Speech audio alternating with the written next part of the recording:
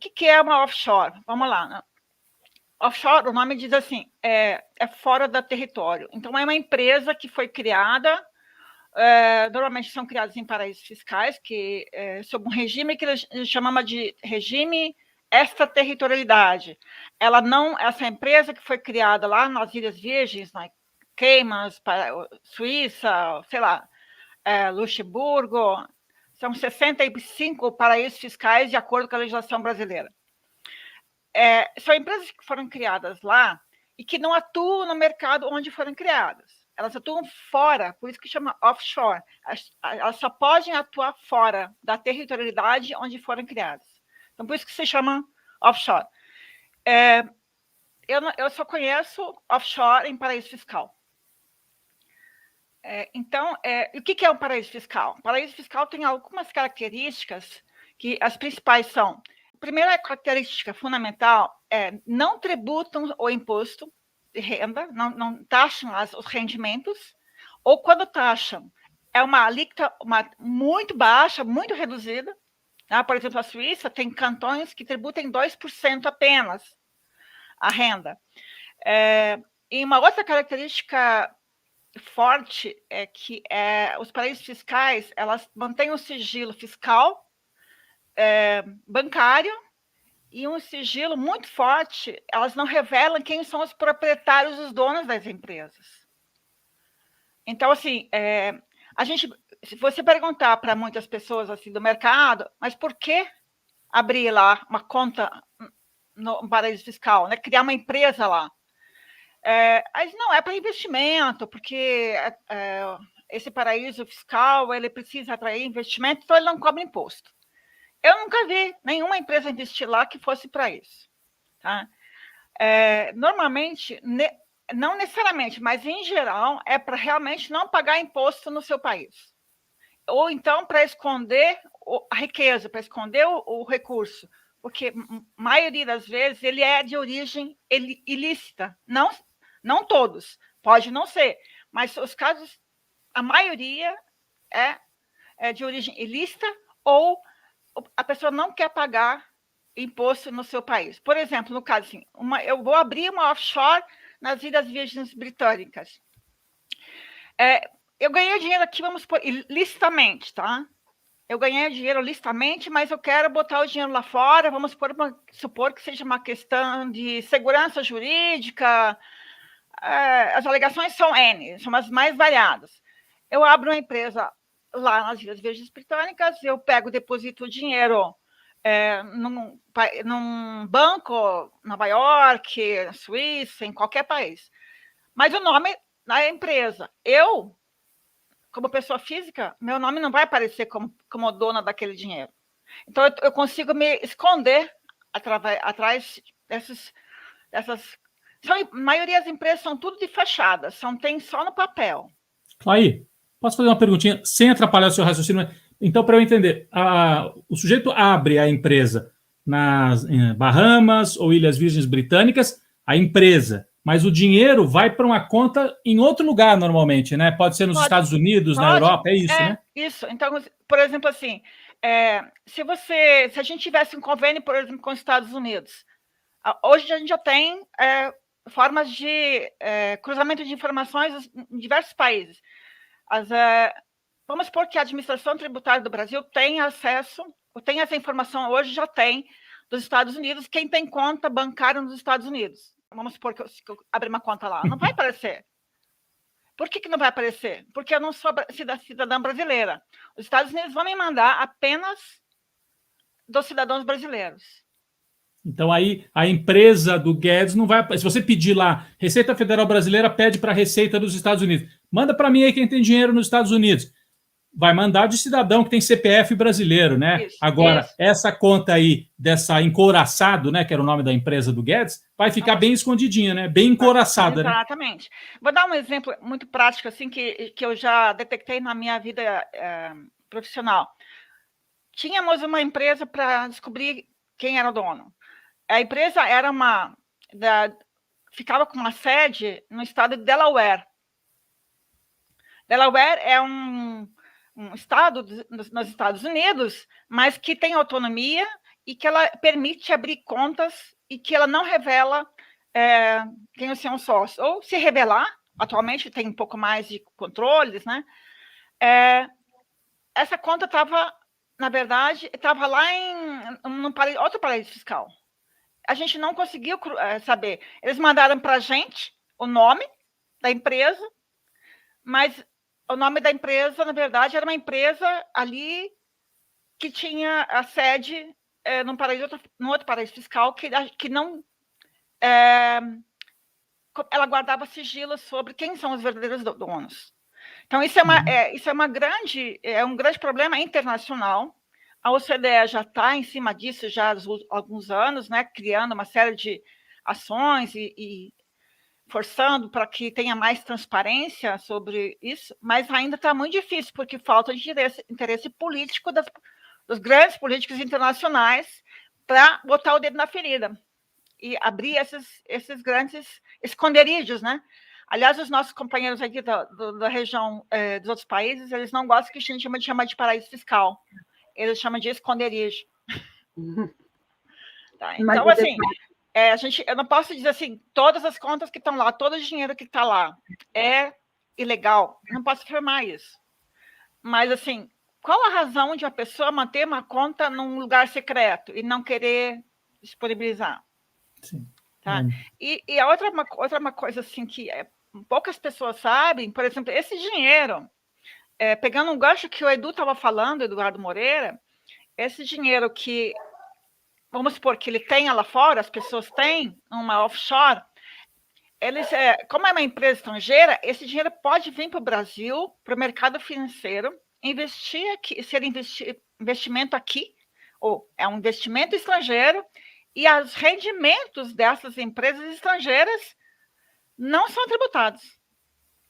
Ele pode investir, então ele tem o dinheiro lá depositado, ele investe na bolsa aqui no Brasil e o lucro volta para lá sem ser tributado no Brasil. Exatamente, porque tem uma lei... Pirataria mesmo, hein, Daiane? Pirataria pura, Daiane. Porque tem uma lei que diz que rendimentos de estrangeiros, de empresas estrangeiras, rendimento de aplicações financeiras, não lembro se são todos os rendimentos, mas a grande parte, tá? São, principalmente rendimentos financeiros, são isentos de imposto de renda. Qual é a alegação dos governos que fizeram essa lei? Precisamos atrair investimentos estrangeiros. Sim. Então, a gente descobre isso assim, no trabalho, que depois, alguns casos, a gente consegue descobrir, mas são pouquíssimos casos. Então, e por isso que a administração tributária tem que ter elementos para cruzar as informações, tem que ter transparência internacional. Aí tem toda uma questão que envolve acordos internacionais para evitar a bitributação, para troca de informações, né? A OCDE vem trabalhando nisso desde 2015, ela tem um projeto lá, mas está muito ainda tímido isso para enfrentar, tá, esses problemas todos. Então, realmente, assim, é uma vergonha internacional isso, tá?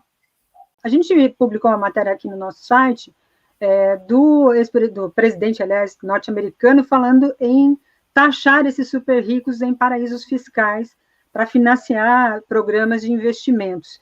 Essa pressão vinda por parte dos Estados Unidos, com o presidente norte-americano se posicionando dessa forma, é possível criar caminhos para que isso mude de alguma forma, ou o interesse do financeiro é muito maior, o interesse do poder financeiro é muito maior? Tudo é uma questão de correlação de força, né? É evidente que o presidente dos Estados Unidos, tomando a frente disso, tem muita força, né? Tem muita força e, com isso tudo, os outros países começam também a se mexer. Dá para enfrentar, mas depende de vontade política, determinação, e eu acho que nós podemos só pressionar os políticos, né? Por exemplo, esse projeto de lei que o governo encaminhou para o nosso Congresso em 25 de junho, para mudança no imposto de renda. Tinha muita coisa boa ali, mas já foi logo tirada. O projeto que foi aprovado na Câmara, e que agora está no Senado, foi para o Senado, ele excluiu todas as medidas anti-elisivas. O que é uma medida anti-elisiva? Quando a gente fala em sonegação, a gente também tem que falar em elisão fiscal. Sonegação é tudo aquilo que é proibido por lei. Né? Então, assim, você sonega imposto quando você faz alguma coisa que é contra a lei. Agora, tem as brechas legais. Não está especificamente proibido, né? Mas tem uma brecha, por exemplo, essas aí que a gente pode mencionar, a pessoa consegue escapar. Então, tem que melhorar a legislação, tem que fechar essas brechas legais através de medidas legislativas. E nesse projeto tinha muitas medidas anti-elisivas para fechar essas brechas legais, né? Com que essas brechas, quem consegue fugir são só os ricos. Tá? Então, e o que aconteceu? Quando chegou no Congresso, eu acho que talvez, não sei se o Guedes não tinha conhecimento profundo dessas medidas que foram provavelmente preparadas pelos técnicos da Receita Federal, que foram muito positivas essas medidas. Eu fiquei até admirada, assim, nossa, nesse governo, essas medidas, o governo está levando, estou surpresa, mas demorou acho que 24 horas no Congresso que toda a elite brasileira, principalmente financeira, se reuniu e já, não, aí em 24 horas o Guedes disse, não, vamos tirar isso aí, não sei o quê. Uma das medidas que estava lá era a tributação automática dos lucros das empresas de pessoas físicas do exterior. Então, por exemplo, pegaria essa situação do Guedes, se ele tem uma empresa no exterior, o lucro dessa empresa seria automaticamente tributada. Mas isso já foi excluído O Senado pode voltar a colocar, se quiser, se tiver uma pressão em cima do Senado, pode. Mas isso já foi excluído do pacote legislativo. Então, isso é uma brecha legal, porque a lei não diz, tá? Por que não diz? Simplesmente ela foi omissa, a lei foi omissa. Ela dizia o seguinte, lá em 1988, o Brasil criou um princípio que a gente chama de princípio da universalidade da renda. O que quer dizer isso? O princípio da universalidade da renda quer dizer assim, todos os rendimentos que você tiver ao oferir durante um ano, se você sendo residente brasileiro, você tem que tributar aqui, neste ano. Tá? Não importa se você auferiu esse rendimento fora do Brasil ou dentro do Brasil. Tá? Então, universal, se você foi para fora, fez uma consultoria, trabalhou no exterior, ganhou dinheiro, mas você é brasileiro, você tem que tributar aqui. Se você teve lucros lá fora, você tem que tributar aqui. Esse é o princípio da universalidade. Ok, o que acontece na pessoa física? A pessoa deixa o dinheiro lá fora e não traz para cá, não disponibiliza aqui na sua conta. Aí, qual é o argumento jurídico? Não, o dinheiro não está disponível para mim. Ele está lá fora. Mas aí não tributa. Uma dúvida. Vamos dar o exemplo concreto do Paulo Guedes. Paulo Guedes abriu a empresa dele, que é a empresa Encouraçado, traduzindo para bom português, Dreadnoughts International, nas Ilhas Virgens Britânicas. Ele abriu a empresa nas Ilhas Virgens Britânicas. Aí, com o nome dessa empresa, ele abriu uma conta em Nova York e botou lá 9 milhões e meio de dólares. Exato.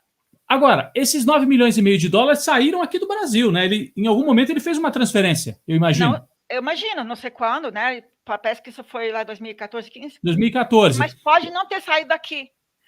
Ele podia aplicar em Nova York, por exemplo. Ele podia ter aplicações. Podia ter lá fora, ou então ele pediu para a pessoa que ia pagar para ele esse rendimento, me deposita na minha conta lá fora. Entendi. Nem passou para os canais. Mas não importa se ele é brasileiro, ele tem que declarar que ele tem esse rendimento, e na época que ele ganhou esse rendimento, ele devia ter pago o imposto sobre aquele rendimento. Mesmo o dinheiro tendo sido recebido lá fora? Sim. Então ele cometeu uma ilegalidade se ele não pagou, a gente não sabe, Ele não pagou, a gente não sabe. Não sabe quando ele ganhou, se isso aqui, esses 9 milhões e meio de dólares, se isso é uma riqueza acumulada, tem que tributar à medida que vai recebendo, auferindo esse rendimento, né? Então vamos supor que ele ganhou ao longo da vida dele, que ele pagou direitinho o imposto, mas resolveu botar lá fora. Mas ele tem que botar isso na declaração de bens dele. Eu tenho 9 milhões e meio de dinheiro que está lá fora, numa conta, tal lugar. Ou ele tem uma empresa, um patrimônio de 9,5 milhões, que se chama encouraçado, tá? E tem que estar na declaração de bens dele. E todo ano que esse rendimento, tá, ele deveria tributar. Sim. Então, o que eu acho que tem que ser investigado é que verificar se, em primeiro lugar, se esse rendimento, esse valor que ele tem lá, se ele está na declaração de imposto de renda, se ele declarou devidamente, como manda a lei. Segundo, se o rendimento que ele teve com esses 9,5 milhões, ele deve ter aplicado, né, esse rendimento, se ele tributou na declaração dele todos os anos. Então, essa é uma investigação que tem que fazer. Além disso, daí não cabe à Receita Federal, por exemplo, fazer. Esse é um trabalho que a Receita tem que fazer. O Ministério Público tem que investigar se, por acaso, não tem outro crime aí, né, de origem ilícita do dinheiro, ou uma omissão de qualquer coisa, ou então uma questão ética, daí já é outro problema, né? Não é questão tributária, mas é ética em relação ao Código de Conduta. Então, tem várias investigações que devem ser feitas, na minha opinião. Né? Então, ele deixou esse dinheiro lá. Devia ter tributado. Não sei se foi. Tem que investigar. Correto. Clair, o discurso desses empresários todos aí, que aparecem, inclusive, nessas listas do Papers, é justamente de que o país tem impostos muito altos, né? Então, não dá para ficar pagando imposto aqui. Os que têm dinheiro guardado fora também diz que é uma forma de se resguardar para o futuro, por isso, enfim, tem discurso que não acaba mais.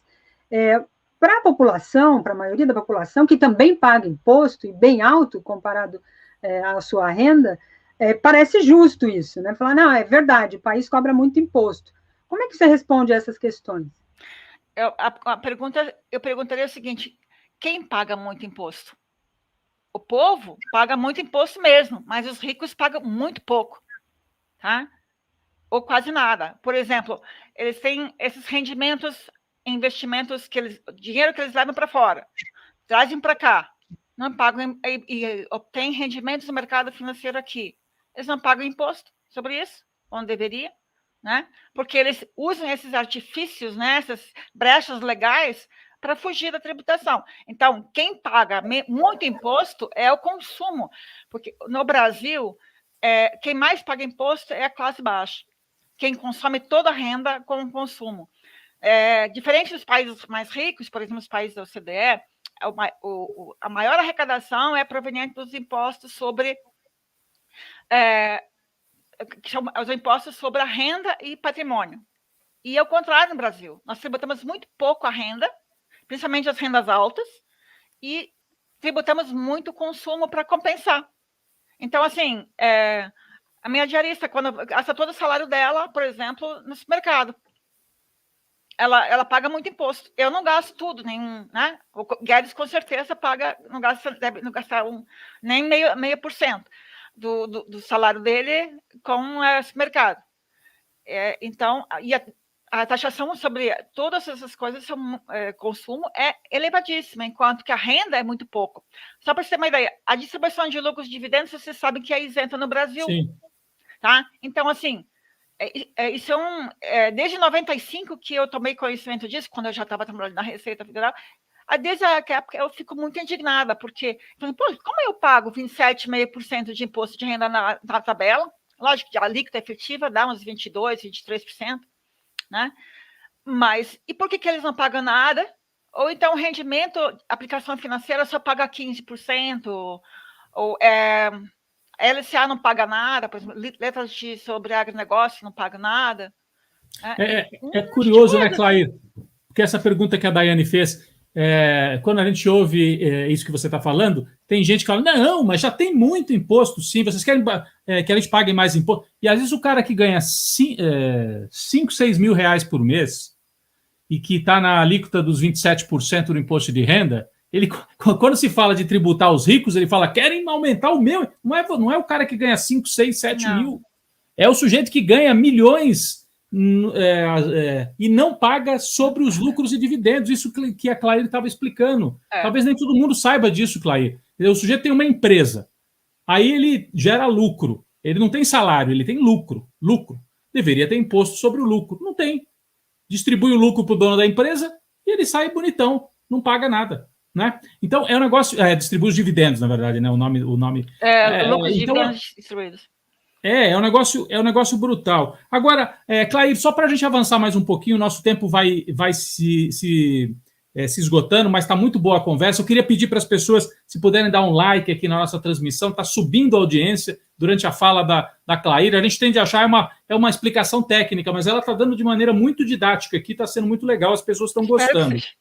Né? Que bom. O assunto é complexo, né? Então é difícil, às vezes, as pessoas entenderem, né?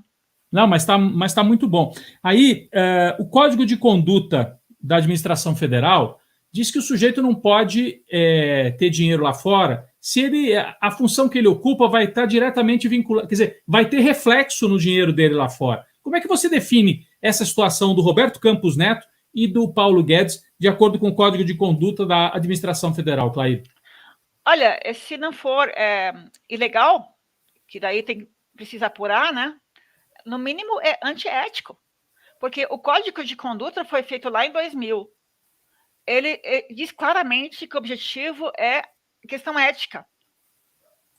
E, para mim, isso é manter uma conta assim, uma pessoa, as duas autoridades do governo, assim, no mínimo, é antiético. Tem que ser investigado se ele eventualmente não viu essas duas autoridades, né?